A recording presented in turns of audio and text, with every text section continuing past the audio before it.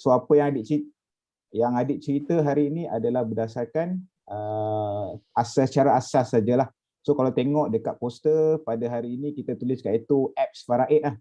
Tapi sebelum saya lompat kepada apps Faraid itu, saya akan terangkan sedikit berkenaan dengan asas-asas lah, macam mana datang Faraid lah. Okey. Share. Nah.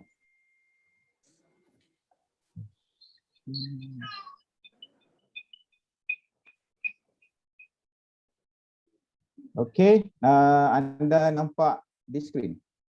Ada keluar tak? Tak ada kan? Ada. Ada, Dik. Tak ada lagi. Belum ada. Baca bismillah dulu. Bismillahirrahmanirrahim. Ada hilang balik. Ada dah. Nampak? Okey. So ini adalah nota lama lah. So saya nak buat nota baru, saya rasa takut tersilap ke apa kan, saya guna apa yang ada lah. So ini adalah slide yang saya pergi dulu. So daripada cikgu kita ni ilmiah, Ustaz Ilmi ni lah. Okey, banyak yang saya akan skrip. Okey, sabda Rasulullah SAW, ada 3 perkara yang akan mengikut si mati ke kuburnya, iaitu ahli keluarganya, hartanya dan amalannya lah. Maka 2 akan kembali dan 1 akan kekal. Maka ahli keluarganya dan hartanya akan kembali dan amalannya akan kekal bersama. Okey, ini betul sabda Rasulullah. Dan kamu sentiasa makan harta pusaka secara rakus dengan tidak membezakan halal dan haram. Ada dalam ayat Quran dan Allah cakap dalam ayat Quran, benda ni ada. So dan kita boleh lihat sekeliling kita dan saya pernah nampak yang ada depan mata. Benda ni memang ada. Okey. So apakah ilmu faraid? Okey, apakah ilmu faraid? Ilmu faraid adalah kaedah-kaedah fiqh dan pengiraan melalui keduanya dapat mengenali bahagian ahli waris daripada harta pusaka. So ilmu faraid ni berkaitan dengan pengiraan lah tuan-tuan. So Al-Quran, daripada sejak Al-Quran ada tu dah ada ilmu matematik tuan, ilmu pecahan daripada Al-Quran ni. So hebatnya Al-Quran ni lah. Okay, so sejarah pembahagian pusaka sebelum Islam ada. So sebelum Islam dia utamakan lelaki dewasa, anak angkat dan berkenaan sumpah setia lah. Okay, sejarah pembahagian pusaka selepas Islam. So ada sumpah setia 1/6, persaudaraan Ansar dan Muhajirin, wasiat wajibah kepada ibu bapa dan kaum kerabat dan juga faraid. Okay, kepentingan ilmu faraid. Dia ni adalah penentuan daripada Allah. Tuan-tuan, perintah faraid adalah perintah daripada Allah SWT, bukan daripada pejabat pusaka, bukan daripada mahkamah syariah. Ini perintah Allah yang mana Allah bagi direct dalam Al-Quran, tidak melalui wahyu, tidak melalui nabi lah. Okay, sumber pemilikan yang halal dan adil. Manusia tidak tahu siapa yang lebih berhak. So ini untuk mencegah persengketaan. Okay, nombor 4 tu ramai orang cakap ilmu faraid ni tak adil, tak boleh. Tak, kita tidak boleh lah cakap sebab itu adalah perintah Allah Subhanahu Taala. Okay, kepentingan belajar ilmu faraid ni, saranan daripada Allah, daripada Nabi Muhammad sallallahu alaihi wasallam. Saya terus baca terjemahannya lah.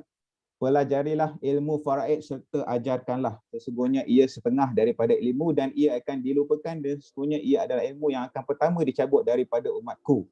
Okey tuan-tuan, siapa boleh buka mic, boleh buka mic, boleh jawab soalan saya lah. Bagaimana ilmu ini ditarik? Orang tak amalkan. Kalau orang tak amalkan lagi bagaimana? Ada lagi? Macam mana? Apa ilmu agama yang ditarik dekat dalam dunia melalui apa? Ulama. Mati ya? Ulama. Ulama. Siapa yang cakap? Kemer. Okey, Kemer. Saya rasa Kemer punya suara tu. Okey, Kemer. Kemer ada ke? Betul kan? Kemer. Okey, kenapa ulama? Apa kaitan dengan ulama ni? Orang yang pakai faraid ini Allah cabut nyawa dia orang. Orang yang ada ilmu faraid ni Allah akan cabut nyawa dia. Okey, tuan-tuan nak belajar tak ilmu faraid ni? Takut. Belajar. Tapi nak tanya Adib, dia dari segi hukum dia fardu ain ke fardu kifayah? Dari segi hukum. Okey. Belajar ilmu faraid fardu kifayah. Menjalankan faraid fardu ain. Okey. Wajib menjalankan faraid itu wajib lah. Tapi belajar di fardu kifayah. Saya ada dalam slide nanti. Terima kasih soalan. So siapa yang nak tanya kan, nak tanya, mana saya boleh jawab, saya akan jawab insya-Allah. Okey. So semua semangat nak belajar ilmu faraid, jangan risau. Kita belajar sebab ini adalah daripada sabda Nabi lah, saranan Nabi. So kita belajar dan kita ajarkan. So apa yang saya ajar ni cuba tolong ajarkan. Sesikit pun tak apa. Okey, kepentingan lagi belajar ilmu faraid. Pelajarilah Al-Quran dan ajarlah kepada manusia dan pelajarilah ilmu faraid serta ajarkanlah sesungguhnya aku manusia biasa yang akan meninggal dunia juga dan ilmu akan hilang dengan matinya yang mempunyai ilmu tersebut. Okey, sesungguhnya aku sangat resah dan takut jika nantinya ada orang yang bertengkar tentang pembahagian warisan dan permasalahan lainnya. Akan tetapi mereka tidak menemukan seorang pun yang sanggup meleraikan dan menyelesaikan masalah mereka. Okey, dah ada isu-isu pembagian pusaka ni dah ada sejak zaman dulu lagi tuan-tuan. Okey, so kalau tengok sabda Nabi ni banyaklah dia cerita yang diriwayatkan oleh pelbagai periwayat. Okey, hukum mempelajari faraid. Mak Dang tanya ni, fardu kifayah. Jika ada orang lain telah menunaikan fardu kifayah, sunat bagi orang lain yang mempelajarinya. Okey. Okey, fardu kifayah. Hukum pelaksanaan ada, fardu ain, wajib fardu ain. Dalilnya ada dalam surah An-Nisa ayat 7. Okey, hukum pelaksanaan faraid. Okey, hukum pelaksanaan faraid bagi orang-orang lelaki ada bahagian pusaka dari peninggalan ibu bapa dan kerabat, dan bagi orang-orang perempuan pula ada bahagian pusaka dari peninggalan ibu bapa dan kerabat. Sama ada sedikit atau banyak dari harta yang ditinggal itu ialah bahagian yang telah diwajibkan dan ditentukan oleh Allah Subhanahu Wa Taala. Okey. Ayat surah An-Nisa lah ayat 7 apa yang diperintahkan Allah. So perintah Allah hukum faraid ni. Hukum pelaksanaan faraid juga jadi Allah Subhanahu Wa Taala berfirman, perintahkan kamu mengenal pembahagian harta pusaka untuk anak-anak kamu. Surah An-Nisa ayat 11. Dalam surah An-Nisa ni dia ada bahagian saya tak silap ada bahagian poligami pun dalam tu dan juga bahagian pusaka. So kita fokus pasal pusaka. Hukum pelaksanaan faraid juga Allah Subhanahu Wa Taala perintahkan kamu untuk mengenal pembahagian harta pusaka untuk anak-anak kamu. Ayat 11. Okey, kita ulang balik ni. Okey, pembahagian harta pusaka dan penentuan bahagian masing-masing seperti diterangkan itu ialah ketetapan daripada Allah SWT. Ayat 11 mungkin panjang ni. Tiap-tiap satu hukum itu ialah ketetapan daripada Allah SWT. Ayat 12. Segala hukum yang tersebut adalah batas-batas syariat Allah SWT. Surah An-Nisa ayat 13. Okey. Allah menerangkan hukum ini kepada kamu supaya kamu tidak sesat. Surah An-Nisa ayat 176. Dia bukan bersama-sama, dia ada cerita lagi ulangan dekat ayat 176. Sesungguhnya Allah SWT telah memberikan kepada setiap yang berhak dan haknya. Okey, ni dalil hadis . Okey, hadis lagi. Okey, berikanlah bahagian faraid kepada ahlinya. Okey. Okey, sumber-sumber faraid. So tadi cerita pasal maksud daripada ayat Quran dan juga dalil-dalil yang berkaitan dengan faraid. Sekarang sumber hukum faraid, kita ada hukum daripada Al-Quran, Al-Hadis dan juga pandangan atau sahabat dan ijtihad ulama. Okey tuan-tuan, bukan hukum faraid sahaja yang akan ikut aturan ni, ada hukum-hukum lain jugalah. So pertama lagi dia akan ikut Al-Quran. Lepas tu daripada Al-Quran tu diterjemahkan melalui hadis daripada ni. And then jika sesuatu perkara tidak ada pada zaman Nabi, akan ada dipanggil ijtihad ulama lah. Ijtihad ulama ni akan berijtihad dan mereka berbincang nak mengeluarkan satu-satu hukum lah. Okay. So salah satunya dekat Malaysia adalah hibah takaful lah. Tu ijtihad yang telah dijalankan oleh ulama kita lah. Okay. Okay, dalam Quran, dan bagi kamu suami-suami adalah 1/2 daripada harta yang ditinggalkan oleh isteri kamu jika mereka tidak mempunyai anak. Ada dalam ayat Quran tu dah beritahu dah. Bab matematik iaitu pecahan lah. 1/2 dah disebut kat situ. 1/2. Okay, ni ayat Quran, ayat surah An-Nisa ayat 12. Okay, hadis dia, berikanlah bahagian-bahagian pusaka kepada yang layak sementara bakinya adalah bagi lelaki yang layak. Okay, harta pusaka. Okay, saya tadi cerita berkenaan dengan hadis-hadis dan juga perintah Al-Quran, dan kita cerita basic harta pusaka lah. Ini saya dah cerita sebelum ni, saya ulang sikit, saya akan buat pantas sikit benda ni. Okay, apa dia harta pusaka ni tuan-tuan? Okay, sesuatu yang mempunyai nilai kebendaan. Okay, sesuatu yang mempunyai nilai kebendaan. Okay, semua harta sama ada kecil atau besar, ia merupakan milik sempurna bagi si mati. Ia berkekalan milik si mati, ia milik si mati semasa hidup dan ia merupakan harta yang halal. Okay. Kalau kita ada kasino, dia tak akan jadi harta pusaka lah. Kalau kita joint venture ternak khinzir pun dia tidak akan jadi harta pusaka. Melabur di dalam non syariah compliant punya pun kategori harta non halal lah. Okey. So pusaka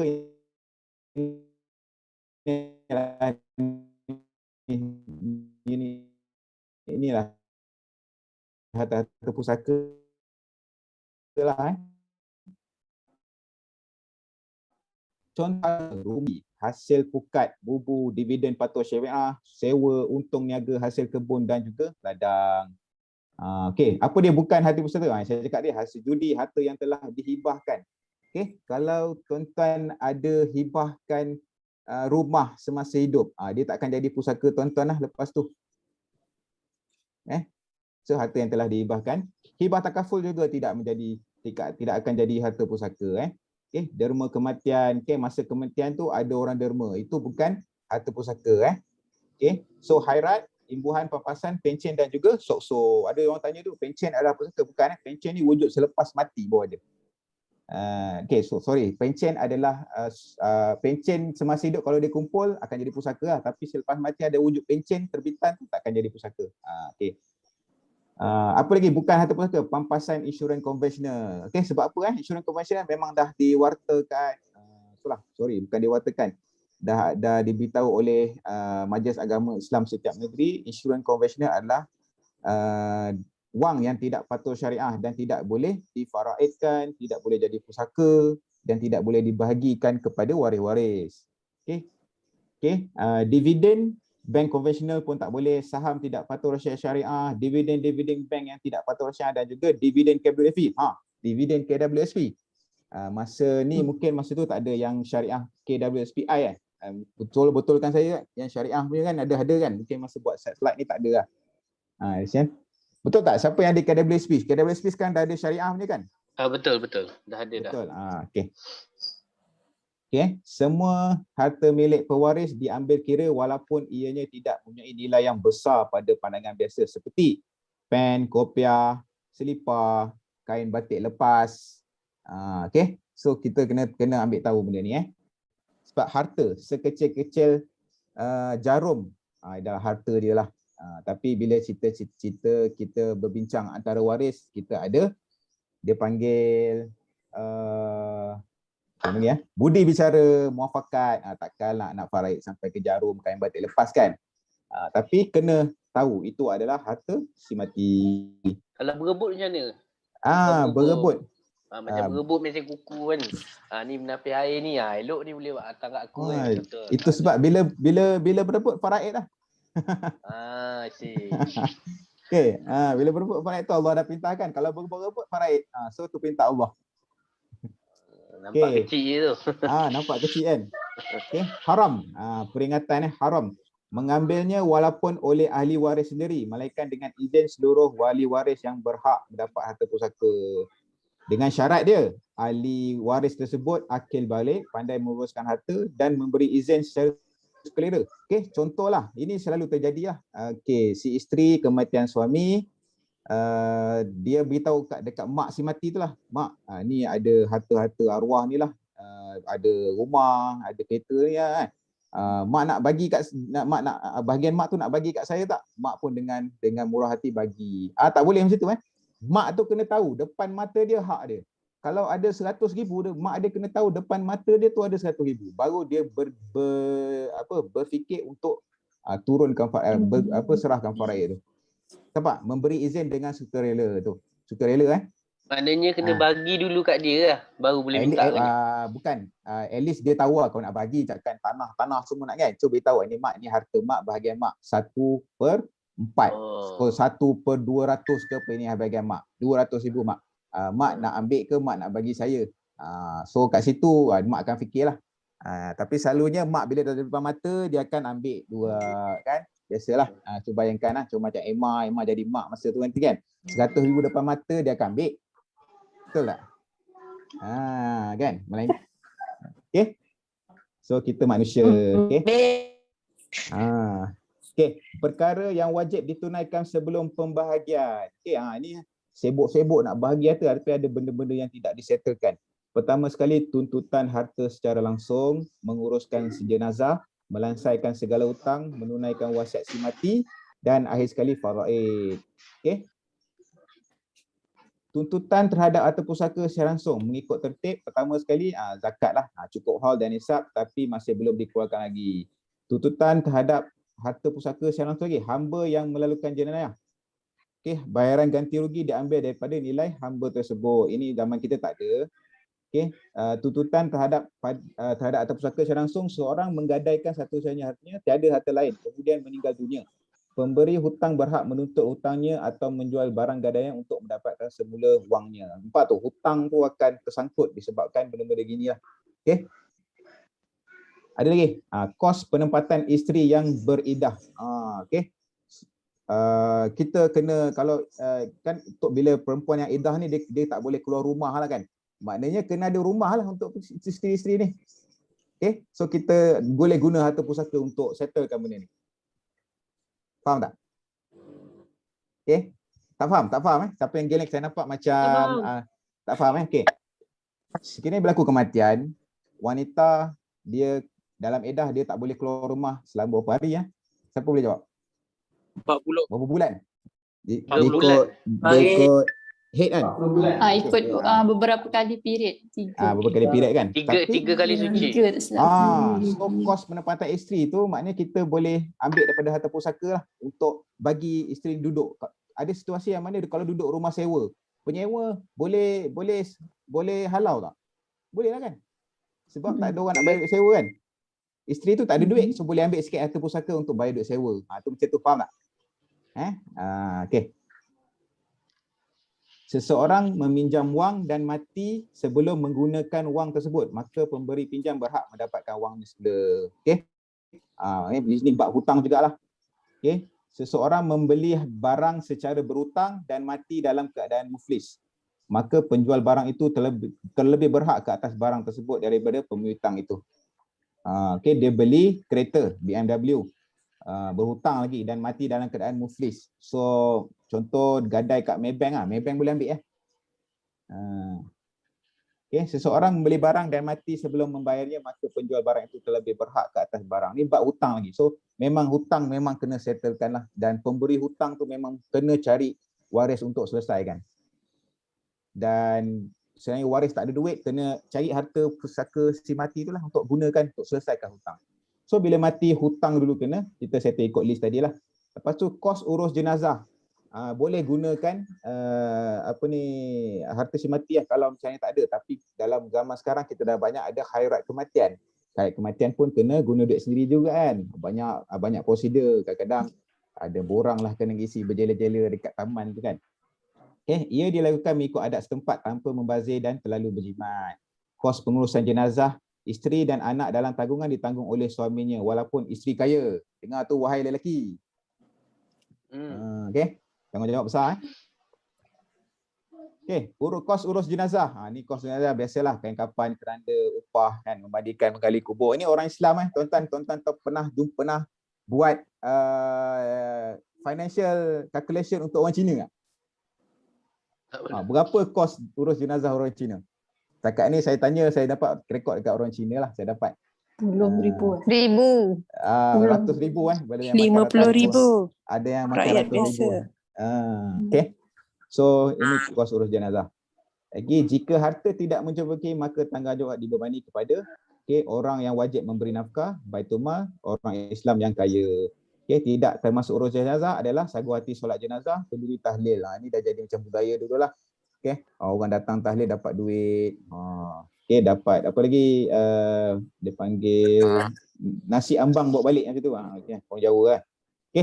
Dalil berkenaan dengan hutang. Pembahagian itu adalah sesudah diselesaikan wasiat semati dan sesudah dibayar hutangnya. Ada dalam surah An-Nisa. Nak selesaikan, sebelum selesaikan faraid, kena settlekan wasiat dan hutangnya. Dari sabda Nabi, daripada Sayyidina Ali, Nabi Muhammad SAW menunaikan hutang terlebih dahulu sebelum wasiat. Sedangkan kamu membaca di dalam Quran, wasiat dahulu sebelum hutang. Kena ingat kat ni kan? So, hutang dengan Allah yang tidak berkait langsung dengan harta pusaka. Pertama adalah badal haji, wajib. kena uruskan lah. So kalau wadah haji ni maknanya waris kena keluar duit lah, uruskan lah, kan? Betul tak? Siapa pernah uruskan badal haji, tahulah. Okay? So hutang dengan Allah yang tidak berkait langsung dengan harta pusaka. Tak ambil harta pusaka pun tak apa. Kalau kaya, harta pusaka tu boleh guna jugalah. Kan? Kadang-kadang waris dia tak waris taklah sekaya si mati yang macam tu. Okay? Kedua, zakat yang tidak berkait langsung dengan harta.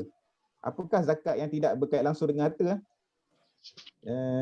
Zakat yang tidak berkait langsung dengan harta. Zakat fitrah lah. Okay, zakat fitrah. Lagi apa? Saya Zakat tak boleh. zakat perak. Zakat perak. Emas. Oh, emas perak tu harta kan? Emas perak tu harta. Okay. Hasil pertanian lah kot. Hasil pertanian selepas dia mati tu ada lagi kan? Okay, saya tak ada idea untuk jawab soalan ni. Tak apa. Okay, sebab tu saya tanya. Okay, fidyah, betul. Fidyah kena selesaikan nazar, kafarah. Hutang dengan manusia atau syarikat walaupun penghabis terpaksa habiskan harta pusaka. Okay. So hutang hutang. Okay, wasiat. Wasiat. Hukum asal wasiat adalah wajib kat mana datang hukum asal wasiat ni? Okay. Dia surah ke? Surah Al-Baqarah, betul. Asal perintah wasiat ada dalam surah Al-Baqarah tapi telah dimansuhkan lah benda tu. Kamu diwajibkan apabila seorang dari kamu hampir mati, jika ia meninggalkan harta, hendaklah ia membuat wasiat untuk ibu dan bapa dan kaum kerabat dengan cara yang baik menurut peraturan agama. So bila dah dinaskan surah ni dan dia datanglah surah An-Nisa, dah perintah faraid. Okay.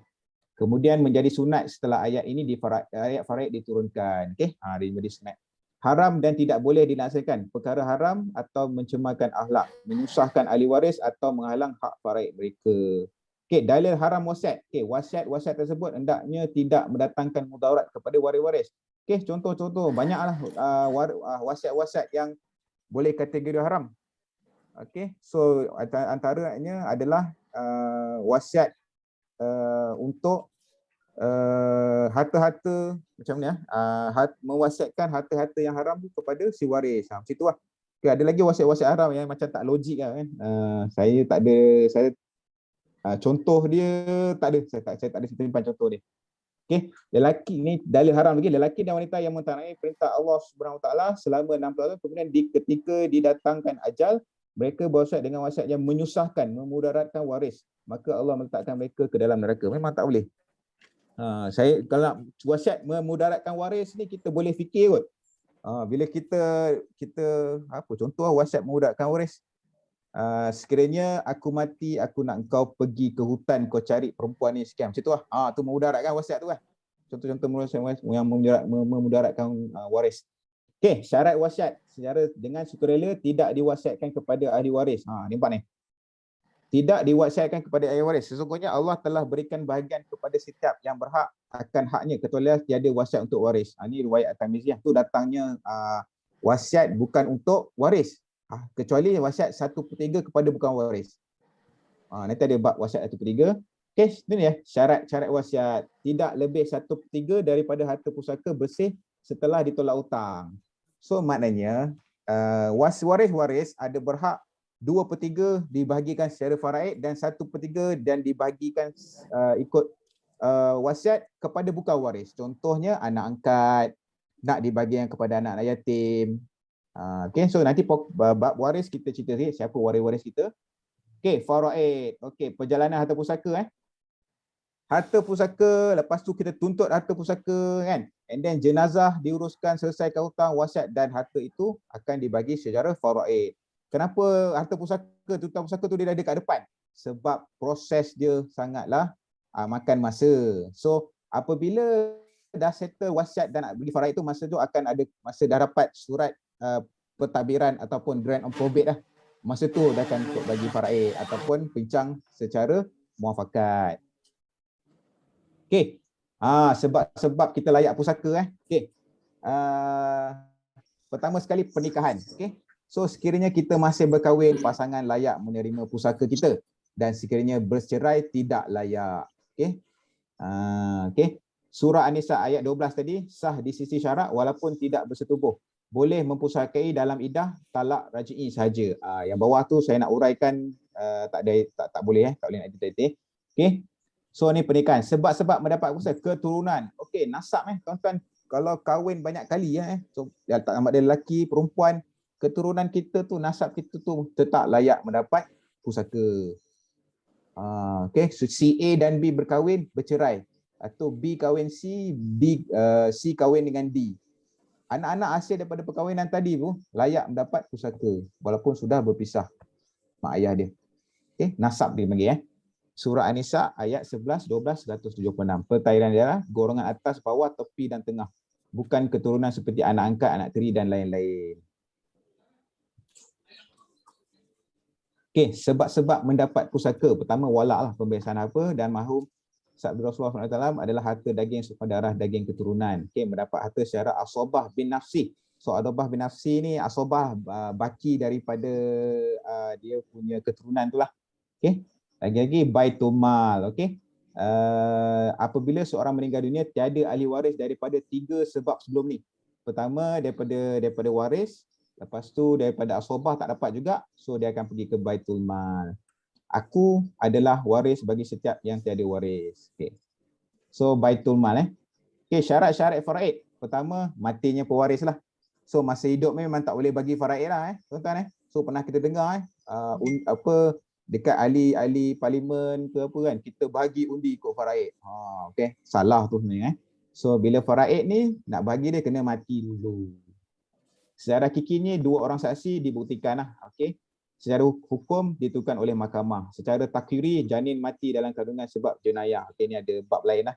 Okey, syarat-syarat faraid. Hidupnya waris ketika pewaris meninggal dunia. So waris hidup dan si mati tu mati situ lah.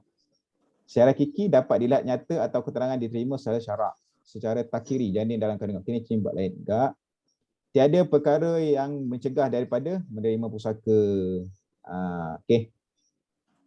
Perkara-perkara yang menegah daripada mendapat harta pusaka. Pertama sekali, waris membunuh pewaris. Memang tak layak. Tahu bapaknya kaya, dia bunuh bapak dia. So memang hakim akan cakap tak layak terima pusaka. Ni kena ambil tahulah Sama ada sengaja ataupun tidak lah. Tidak boleh mewarisi tetapi boleh diwarisi. Tidak boleh mewarisi tapi boleh diwarisi. Ini dalam bab membunuh pewaris lagi ni. Okey, pembunuh tidak layak menerima harta-harta pusaka. Okey, so dah ada riwayat juga.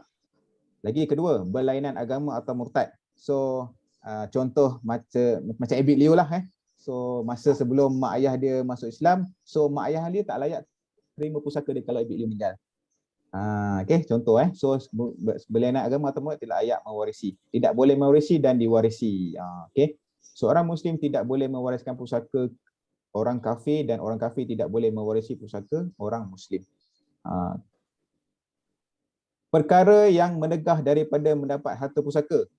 Hamba saya lah. So hamba saya dah tak ada pada zaman ni. Okey, ahli waris yang tertegah daripada menerima pusaka dianggap sebagai tidak wujud. Mereka tidak boleh mempengaruhi bahagian atau menghalang ahli waris lain. Okey, so masanya ada 3 beradik. So si A ni dia dah tak boleh terima lah. Sebab isu pasal contoh pembunuhan tadi, so memang pusaka tidak wujud dah untuk A, yang ada B dan C saja. Alhamdulillah. So dah settle bab faraid. So siapa nak tanya bab faraid tu sebelum saya buka pasal kiraan pula. Okey, ini saya asas faraid lah Okey, kita buka sembang-sembang dulu. Nak tanya sembang santai So bab faraid dulu saja. So lepas ni saya tunjuk macam mana nak kira lah Soalan lah. Siapa ni? Ada soalan sikit. Okey, nampak tanya. Okey, MSK 027. Okey. Okey, sebelum daripada faraid tu dia cakap wasiat kan? Okey. Antara wasiat dengan faraid tu bukan ada satu lagi je. Harta pencarian. Macam mana pula? Okey. So sebelum kita settlekan faraid, kita kena settlekan wasiat 1/3 tu. Yang tadilah wasiat lah. So dalam Islam kat Malaysia kita amalkan wasiat 1/3 lah. Okey, kalau kita boleh buat wasiat tapi wasiat 2/3 tu kita nak bagi waris tu boleh dicabar. Yang tak boleh cabar wasiat 1/3 lah. Okey, settle bab wasiat lah. So dah settle faraid. Harta sepencarian hendaklah dituntut. Harta sepencarian diamalkan di Malaysia. ia hendaklah dituntut di mahkamah syariah oleh pasangan. Okay, so selepas semua tahu bab faraid dan proses tuntutan pusaka tu kena dah start dah. Si isteri ataupun suami tuntut harta sepercarian. Okay, saya difahamkan harta sepercarian ni boleh masa hidup pun boleh tuntut saya rasa ni. Siapa boleh bantu saya? Kan boleh kan masa hidup kan? Bercerai nak tuntut harta sepercarian boleh. Kalau bercerai Betul. memang boleh tuntut. Betul lah. Cerai boleh Okey. Okey, harta sepercarian. Okey. Okey, terima kasih untuk soalan. Ada lagi tak yang nak tanya? Okey. So bab faraid, pengenalan. Okey, so saya cerita-cerita, saya buka, sekarang saya akan buka, dia panggil iFaraid. Tuan-tuan, saya suka pakai iFaraid. Tuan-tuan boleh guna macam-macam apps faraid kan. Dekat Prudential pun ada, tapi saya dah terbiasa guna iFaraid, saya akan share iFaraid. Okay, so now saya akan share faraid and then sebelum kira calculation ni saya akan tunjuk video lah. Kenapa, macam mana kita kira faraid guna manual lah sebelum datang apps ni nanti. Okay.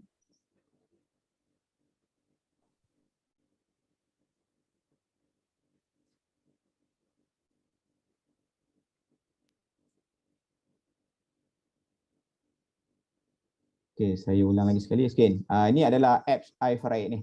Yang saya klik-klik. Okay, ni apps dia. Semua dah nampak iFaraid tu. Okay, saya difahamkan lebih mudah dekat iPad lah. Dekat Android saya rasa tak berjaya lagi, saya try. Okay, iFaraid dia akan cerita tentang aplikasi apa dia, pengenalan ilmu faraid yang saya cerita tadi. Ringkasan lah. Okay. So untuk tahu waris-waris anda kena tahu benda ni. Short form ni lah. Pertama, saudara seibu sebapa lelaki, saudara sebapa lelaki, saudara seibu lelaki, saudara seibu sebapa perempuan, saudara sebapa perempuan, saudara seibu perempuan. And then asobah ma'al khairi. Okay, asobah. Okay. So ini waris-waris fardu lah. So kita nak cerita apa dia waris fardu. Okay, ini yang cerita dalam Al-Quran surah An-Nisa tadi. Fardu menurut istilah ilmu faraid bermakna kadar bahagian pusaka yang diwarisi oleh seseorang waris telah ditetapkan syarak. Misalnya bahagian isteri telah ditetapkan 1/4 bahagiannya sekiranya si mati tidak meninggalkan anak. Okay, so perempuan. So dan kalau ada anak ditetapkan 1/8. Okay, kadar bahagian fardu yang terdedakan oleh Allah SWT dalam Al-Quran ialah sebanyak 6 bahagian yang dinyatakan dalam bentuk pecahan. Dalam surah An-Nisa dia sebut 1/2, 1/3, 2/3, 1/4, 1/6 dan 1/8. Ini dalam Quran. Tapi bila kira faraid dia boleh jadi sampai 1/1000. Macam mana 1/1000 tu datang tu? Tu saya akan cerita sekejap lagi. Okay. Bagaimana terdapat satu lagi bahagian fardu yang ketujuh berdasarkan ijtihad sahabat-sahabat yang saya cerita tadi. Iaitu 1/3 baki. 1/3 baki daripada harta setelah ditolak bahagian fardu yang lain. Fardu 1/3 baki hanya tentu dalam masalah Umariyatan dan Gharawan. Benda ni terjadi pada zaman Nabi lah. Saya difahamkan tak ada kat Malaysia ni untuk isu ni. Okey, apa dia asobah? Okey, asobah ada 3 jenis lah. Okey, asobah ni maksudnya baki. Setelah dibahagi kepada surau ni dan ada baki. So selalunya asobah akan dapat, kita kalau kira secara asalnya dapat ke ayah dengan anak lelaki, dan ada terjadi juga dapat kepada perempuan lah, ikut situasi. Okey, secara bahagian melihatkan waris-waris yang memiliki pusaka syarat asobah mempunyai 5 keadaan. Pertama, seseorang. Ketika si mati hanya meninggalkan seorang waris asobah sahaja. Waris tersebut mewarisi seluruh harta pusaka. Okey, kalau ada seorang waris. Kalau ramai, sekiranya si mati meninggalkan lebih ramai waris, maka penerima asobah yang sama darjatnya seperti beberapa orang lelaki, maka harta pusaka dipakai sama banyak. Okey, lelaki bersama perempuan. So asobah can be ada lelaki bersama perempuan, ada bersama waris fardu. Ketika waris asobah mewarisi bersama waris fardu, waris asobah akan menerima baki setelah diberikan bahagian waris fardu. Ini saya cerita, ayah mula dah ada waris fardu 1/4. Lepas tu ada baki lagi. Waris fardu dan juga asobah dia dapat 2. Tidak mendapat bahagian. Ada bab asobah yang dia tidak dapat bahagian juga. Okey. Ini saya cerita asobah binafsi. Asobah dengan sendirinya. Okey. Yang ni orang dah tuntut-tuntut ni. Ada berebut ni macam ni. Bukan. Yang berebut ni sebab selalu yang berebut ni dia tak faham faraid, dia tak faham. Dia bekas di baki ni asobah ni terjadi sendiri dalam bab faraid. Okay, asobah bil nafsi. Terjadi asobah terjadi dengan sendirinya. Dia jadi dengan diri sendiri. Bermakna seorang itu menjadi asobah tanpa memerlukan kepada orang lain mengasobahkannya. Ayat ni nak explain pun agak berat sikit. Macam ni macam ni contoh situation kalau misal kata sepasang suami isteri baru berkahwin, lepas tu dah ada set semua, ada harta jadi yang isteri tu boleh tuntut 1/8 je lah kan. Betul. Okey, jadi yang lebih tu kira asobah ke macam mana? Okey. Sebab So nak tahu mungkin, kalau waris berkahwin tidak ada anak lah. Kena tahu juga waris lain. Adakah si mati itu ada mak ayah, ada adik-beradik? Kalau dia ada adik-beradik kira macam mana? Macam adik-beradik okay. mak ayah dah tak ada. Itu kita simulate je lagi. Okay, thank you untuk soalan Madam. Nanti ingatkan saya kita boleh simulate lagi. Okay, ini asobah. Hendaklah kamu berikan padu-padu kepada ahlinya, apa yang baki maka untuk lelaki yang lebih utama. So asobah dia akan utamakan lelaki. Ingat tuan-tuan dalam bab faraid lelaki dapat paling banyak lah. Tapi tuan-tuan dapat dengan tanggungjawab. Okay. Perempuan dapat harta hak dia, tapi laki-laki dapat harta dengan hak orang yang ditanggungnya. Okay. Ingat okay, berat tanggungjawab laki-laki ni. Okay. Waris tadi binafsi ni bi ghairi adalah sobah bersama dengan orang lain. Okay, so contoh tadi laki-laki saja kan. Ini sekarang anak lelaki dengan anak perempuan boleh dapat asobah, cucu laki dan cucu perempuan, dan ke bawah saudara seibu sebapa lelaki, saudara seibu tanpa seibu sebapa perempuan, saudara sebapa lelaki dan saudara sebapa perempuan. Okay, tak apa, jangan pening-pening. Memang mula-mula tengok benda ni dia akan bercelaru sikit lah. Tak apa, anda kena tahu memang ada 3 jenis asobah lah. Nanti kalau dah dapat download dalam ni boleh baca ada nota ni, siap bagi nota. Okay, asobah ma'al khairi. Okay, ada juga situasi dia seibu sebapa perempuan dan saudara sebapa perempuan. Okay, so kes-kes khusus juga dicerita juga tadi. Kes-kes khusus ni jarang berlaku lah, dan ada yang tak berlaku pada zaman kita. Okay, aul. Aul ni saya nak sentuh bab aul. Okay, aul ni bermaksud kaedah yang kita guna dalam faraid lah. Aul, kita nak samakan pemboleh ubah. Okay, sekarang saya akan tunjuk contoh apa dia aul ni. Okay, kat mana letak tadi aul ni. Okay. Yes. Kenapa jadi ni pak? Kenapa jadi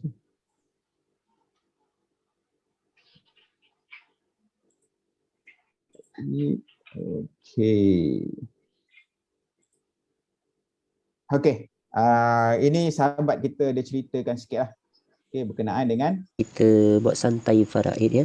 Okay, dengar apa dia cerita pasal aul. Seorang dengar kan apa itu aul ini adalah pertambahan pembawah ataupun disebut sebagai saham. Contohlah kita kata yang sepatutnya 1/12 dia boleh jadi tiba-tiba 1/13 ya, pembawah dia ni dia tukar. Tapi kita kena tengoklah bukan semua sifatnya boleh bertukar tiba-tiba macam tu, tapi ada keadaan tertentu. Okey, kita ambil contoh ya, misal kata seorang isteri meninggal dunia. Ada suami, ada mak si isteri ya, dan ada anak perempuan 2 orang. Kan, anak perempuan 2 orang. Jadi suami ini mendapat 1/4, mak mendapat 1/6, anak perempuan 2/3. Okey, kita tengok pembawah dia. Pembawah dia 4, 6 dengan 3 bermaksud kita boleh masukkan 12. Kan? 12 bermaksud suami 3/12, mak mendapat 2/12, anak perempuan mendapat 8/12. Okey. Ni kalau tengok apa yang daripada Al-Quran tu yang tu 1/4, 1/6, 2/3 tu.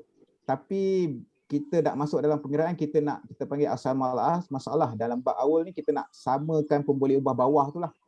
Okay, so ini kaedah dia. Dia akan jadi mungkin 2 kotak ni, dia akan jadi berpuluh-puluh kotak. Tengok situasi faraid seseorang lah. So inilah kaedah yang kita gunakan masa dulu, kaedah tulis tangan lah. Cuba kita kira betul-betul. 8 tambah 2, 10. tambah 3, 13. Sedangkan tadi dia punya saham ataupun pembawa dia 12. Jadi di sini kita boleh masukkan saham ataupun pembawa tu kepada 13. Jadi suami mendapat 3/13, mak mendapat 2/13, anak perempuan mendapat 8/13. Okey, kita ambil satu lagi contoh.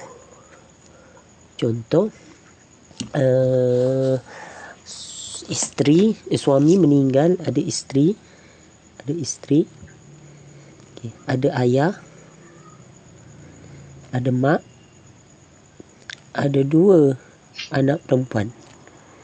Kan? Jadi isteri ni mendapat 1/8 sebab ada anak, si mati ada anak. Ayah mendapat 1/6 tambah asobah disebabkan si mati ada anak perempuan saja.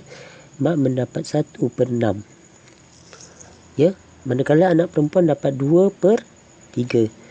Okey, kita tengok apa yang sama di antara 8, 6, 6, 3. Jadi pembawah dia ataupun saham dia yang sama adalah 24. Okey, isteri mendapat 3/20. So 24 tu datang daripada dia nak kira sifir lah, nak samakan boleh bawah-bawah tu lah. Maknanya dia kena try. Okay. Antara 8, 6, 3 tu yang mana paling dekat lah. So maknanya 24 lah kan. 24. Ayah mendapat 4/24 tambah asobah. Kan? Mak mendapat 4 bahagian. Anak perempuan mendapat 16 bahagian. Okey, cuba kita kira pembawah dia. 16 tambah 4, 20. Tambah 4 lagi 24 tambah lagi 3, 27. Jadi macam mana kita nak buat? Inilah yang disebut sebagai masalah aul. Tukar kepada 27. Jadi isteri mendapat 3/27, ayah mendapat 4/27 sebab tak ada baki kan. Tadi sebab ayah ni, bahagian ayah ni kalau ada baki dapat dia campurkan lah, tapi tak ada. Ayah mendapat 4/27, mak mendapat 4/27, anak mendapat 16/47. Okey, kita ambil satu lagi contoh. Kena ada contoh. Isteri meninggalkan suami dan meninggalkan 2 orang adik-beradik kandung ataupun saudara seibu sebapa, 2 orang kan. Suami, kalau isteri tak ada anak, jadi suami ni mendapat 1/2. Adik-beradik kandung ataupun saudara seibu sebapa mendapat 2/3. Okey, pembawah dia, kalau kita tengok 2/3 adalah 6. Kan? 6. Jadi 6, 3/6, 4/6. Cuba kita tengok. 4 tambah 3, 7. Jadi apa yang kita buat, kita aulkan. Jadi 7, 3/27, 4/27. Okey. Okey, nampak Madang jawab soalan tadi So itu cara-cara kita kira dululah. Kita guna manual. So disebabkan dah ada apps ni, saya pun ada hilang ilmu guna cara manual ni lah. Itu sebab saya minta bantuan video daripada orang yang dah mengamalkannya. So kalau dalam bab-bab faraid ni, kalau misalnya waris tak tahu, jangan risau. Kita boleh rujuk isu-isu faraid ni dekat mahkamah syariah sampai dia orang boleh keluarkan sijil faraid lah. Dan kita berbalik semula dekat apps faraid tadi.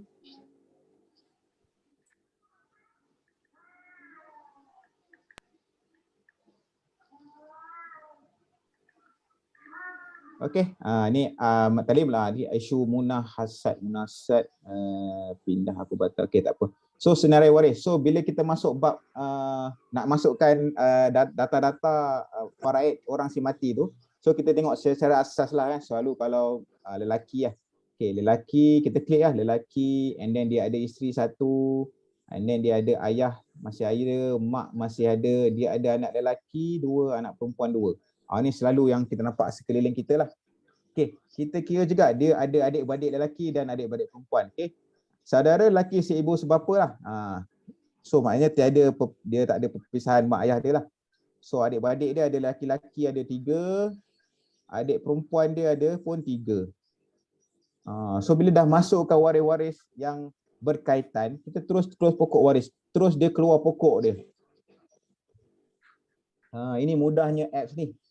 Okey, mudahnya apps ni memudahkan kita untuk faham. Tapi sebelum kita masuk app ni lebih bagus kita study sikit bagaimana datang 1/2, 1/3 ni dapat tahu pun tak apa. Dengan pokok-pokok waris tadilah.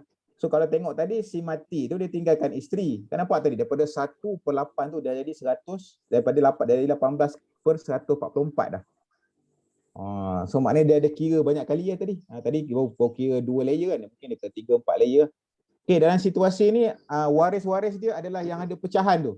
Maknanya apps ni terus beritahu waris-waris yang layak adalah yang ada pecahan. Yang tak ada pecahan tu dia tak layak dapat apa-apa lah. So si ibu sebapa tu kan. So dia tak layak dapat sebab apa? Sebab ada bapa dan juga anak lelaki. So terhalanglah waris terbitan. So contohlah si mati ni dia ada harta 1 juta lah kan. 1 juta. Harta juta dan itu adalah dia punya pecahan. Mudah tak apps?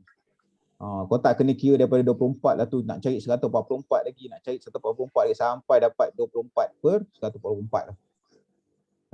Okay, so thank you siapa yang invent apps ni lah, memudahkan. Tapi kesian kat kita lah, lupa cara lama lah. Macam dulu kita guna buku sifir kan. Kita guna buku sifir, tontang, datang ke kereta dah lupa dah buku sifir tu. Macam inilah situasi kami. Okay, so ini apps nampak pembahagian harta masing-masing. So kalau tuan-tuan nak kira untuk diri sendiri pun boleh simpan. Masing-masing dah berkeluarga nak tahu kan, boleh guna apps ni lah. Sebab dia bagi cara-cara nak guna semua ada dalam ni. Okay, so untuk kiraan apps Faraid ni very simple. Kalau anda nak tahu kirakan harta orang pun memang ada bersedia kat situ lah. iFaraid. Okay, dia beritahu sikit and then okay, so ini pun dah upgrade, kita boleh buat English, Malay, dia ada unlock full version. Okay, so boleh dapatkan dekat App Store. Okay, so sekian penerangan berkenaan dengan iFaraid. So saya open Q&A sebelum kita tamat. Itu saja sharing pada hari ini. Okay, siapa nak tanya-tanya? Jangan tanya saya situasi Faraid. Kita nak saya Cik Dip. Kalau kata tanya saya situasi Faraid, maknanya saya kena kira atau kita jumpa session lain lah. Cik Dip. Ya saya. Siapa cakap? Saya Syafiq. Oh, SB. Okey, SB. Yang saya tak faham lah, yang belakang nombor-nombor 144 lah, 224 lah, 227 lah, saya tak faham. Okey, daripada perintah surah An-Nisa tadi faham tak?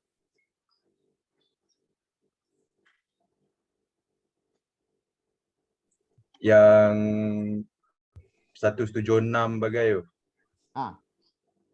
Ya, 176 tu ayat. Okey, dalam surah An-Nisa dia ada pecahan. Oh, saya terang. Tadi baru masuk ke apa ni? Ni SB ke dah lama masuk dah? Dah lama lah, tapi tak dah tahu masuk. Faraid berat siap. Okey. Dalam ni pula. Okey, dalam Al-Quran dia beritahu yang dekat. Macam mana saya nak bagi terangkan ni ya?